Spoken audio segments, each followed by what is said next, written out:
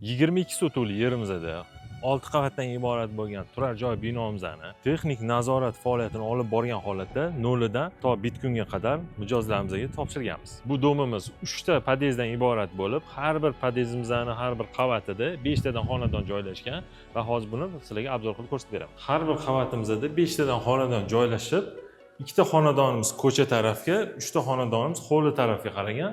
Hozir sizlarga xonadonlarimizdan birini obzor qilib ko'rsatib beraman. Hozir mana bir xonali xonadonimizga kirdik.